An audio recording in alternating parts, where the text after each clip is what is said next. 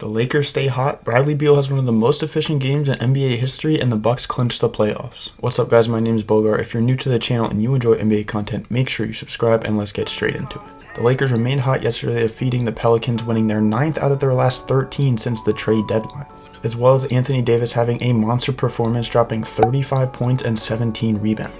And not only did they win, but they set a franchise record 15 3-pointers in the first half and were up by 25 at the end of the first half. And prior to the game, they were tied with the Pelicans for a play-in spot, and after the win, they moved up to being tied for 8th place in the West. This was a massive win for them importance-wise, and they have a lot of big games coming up, along with LeBron James nearing his return. This is a completely different team after the trade deadline, and honestly, I'd start to be getting scared of this team in the playoffs. Because if this is how they're performing before LeBron James comes back, then boy do we have something in store for us. Anthony Davis is healthy and playing like himself again, LeBron James is going to come back, and now they have a very deep team, along with a great point guard in D'Angelo Russell that could space the floor and isn't afraid to shoot the ball. Not to mention Austin Reeves has been balling out off the bench, averaging now 11 3-3 on the season in about 25 minutes per game, and he plays at a super high efficiency level as well. So I'm being serious when I say watch out for these Lakers. They are not an easy task in the playoffs. Now on to Bradley Beal. The Wizards played the Pistons, and I don't even know what this lineup is. This is an absolutely disgruntled team right now. Everyone's hurt, everyone's resting. I don't even know what to call this. Maybe the best tanking project I've ever seen? I don't know.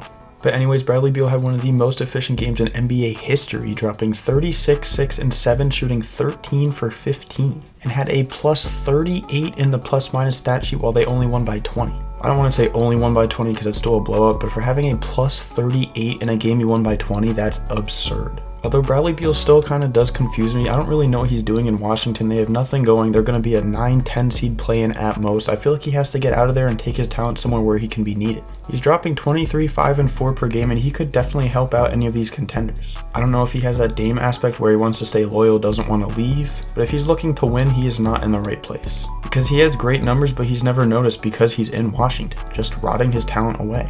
And to close off, the Bucks are officially the first team in the league to clinch the playoffs, as well as getting their 50th win of the season, beating the Suns 116-104. Giannis dropping his usual stat line of 36, 11, and 8, which is insane, but it's not even like it's a surprise anymore. I feel like he honestly has a decent shot in the running for MVP, and at the end of this season push, he's kind of getting up there. It's always been Jokic, Embiid, but no one mentions Giannis, and now his name is starting to get out there. He's starting to rise a little bit in these MVP talks, and honestly, I can't blame it, because the numbers he's been putting up recently is absolutely absurd. They're beating top teams in the league, and they now have the best record in the league. So I couldn't quite count him out yet. But guys, that's pretty much going to do it for this one. If you did enjoy, make sure you leave a like down below. Let's see if you can get 15 likes on this video. If you do enjoy daily NBA content, make sure you subscribe, and I will see you guys in the next video.